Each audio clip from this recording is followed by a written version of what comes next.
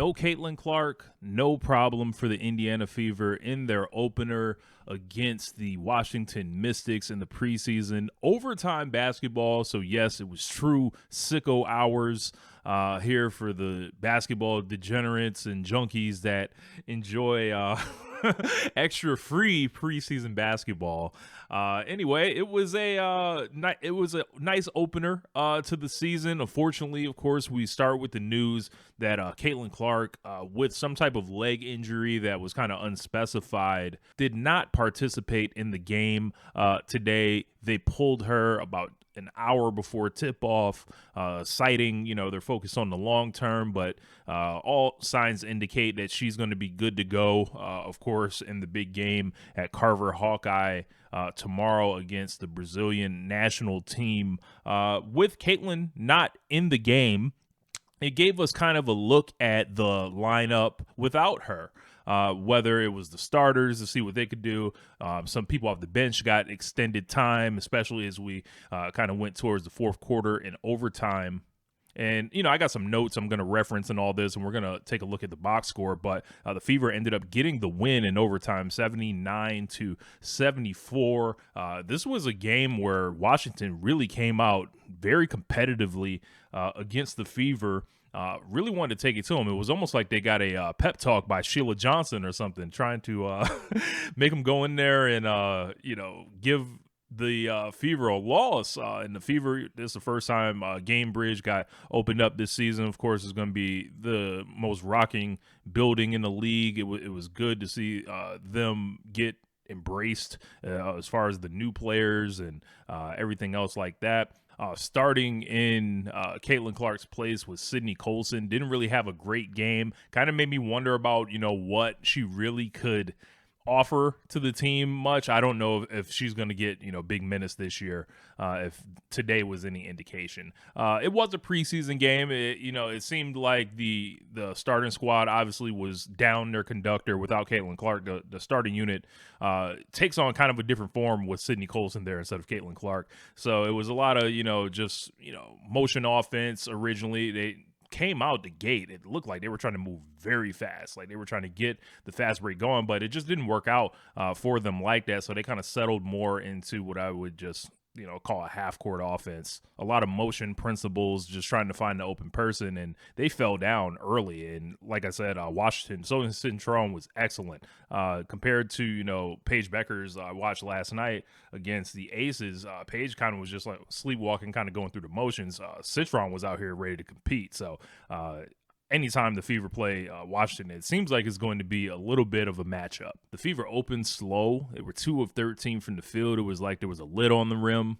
Brianna Turner and Sophie Cunningham were the first reserves off the bench, but things in this game kind of changed when the combo of Sophie Cunningham and Lexi Hull got in there. If this is a bench combination that's going to wreak havoc coming off, together, it's already hard to, if you're just watching the screen, you might not be able to tell them apart. The only thing I was able to tell apart was Sophie Cunningham wears sleeves. They both wear the same headband. They're kind of around the same size, it looks like. They're both, very physical players who will compete on the defensive end, can both shoot. So it's pretty interesting just to see them. And at this point, Lexi kind of feels like a luxury as a bench player because of all that starting time she's had last year at the end of the year with them, being a good defensive combo. They're not going to get killed in those minutes that they're together on the floor. So that's a really big thing because feasibly they'll be, coming in for Kelsey Mitchell. They'll be coming in for Caitlyn Clark. They'll be coming in when, DeWanna Bonner wants to rest.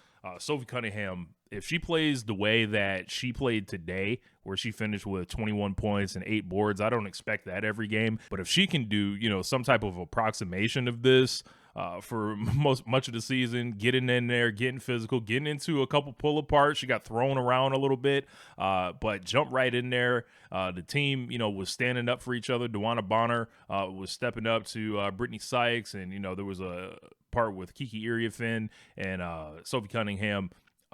they're some dogs, as they described themselves. So it's going to be a little bit different than last year, where everyone was a little bit more docile. I don't think it's going to be the same script. One other thing I noticed was another defensive strategy that Stephanie White was trying to roll out. She was trying to get, like a full court press going or a 3/4 press going, just to speed the game up a little bit.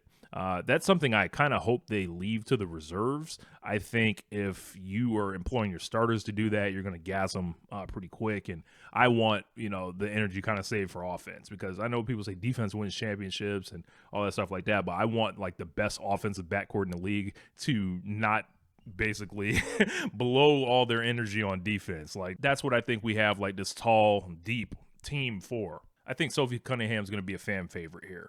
She energized the building, completely kind of stole this game. She was the reason the Fever won. Kelsey Mitchell kind of struggled. Maybe understatement. We'll go through the box score in a second. But it felt like she couldn't hit the side of a barn in the first half, and really was relieved when she finally got one to drop in the third quarter. As the game went on, they closed that 15-point deficit and got it down to 3, at sometime in the third quarter into the fourth. And then we started seeing like the bench players play a little bit. We saw Michaela Timpson check in, who made a couple big shots in overtime, big rebounds as well. Solid at the free throw line. Jaylen Brown hit a clutch shot as well. And it was really Sophie and Lexi kind of leading, the reserves around. And I believe Brianna Turner got in the game as well at the end. And Washington kind of just ran out of gas. They left Stephanie Dolson in, but they were emptying their bench as well. So it was a good win for the Fever. Not too much to take away from it as far as like, I think there's, any problems or anything really to be happy about. But the things that I took away was the team genuinely seems like they have a leader. They seem like they like each other. They seem like they're willing to play hard for each other and stand up for one another. Caitlyn was firing up the crowd as much as she could, trying to drive some energy herself to the game. And it's going to be really exciting to see her there. I think if Caitlyn would have played, this probably would have, been a little bit more of a beatdown. But, if you're the Fever, you want to win a game like this just to show, okay, we do have capable other players, and they just can't steal a W in our house, even if our best player is not playing. So let's take a look at the box score. So as I mentioned, 79-74. So let's take a look at the Fever here. Dewana Bonner finished with 9, 1 of 8 from the field. So she was living on the free throw line, it looks like. Natasha Howard with 11. And she was a -1. Aaliyah Boston was a -12. Didn't really have a great game. She did get a couple rebounds. She did hit a 3-pointer to open the game, which is very encouraging, especially coming out of, some of those motion sets. If she's like just left in the corner by herself, if she can make defenses pay there, this team goes, to an even higher level of unguardability. As I mentioned, Kelsey struggled, 4 of 17. Rough game for her. I don't expect that to continue, but some of this is part of the Kelsey Mitchell experience sometimes. So, as I mentioned, Sydney Colson, a -15 in just about 15 minutes of play. That is an awful ratio. She did attempt only 1 shot. I don't know how many minutes she's going to end up playing, so I don't want to oversell it too much.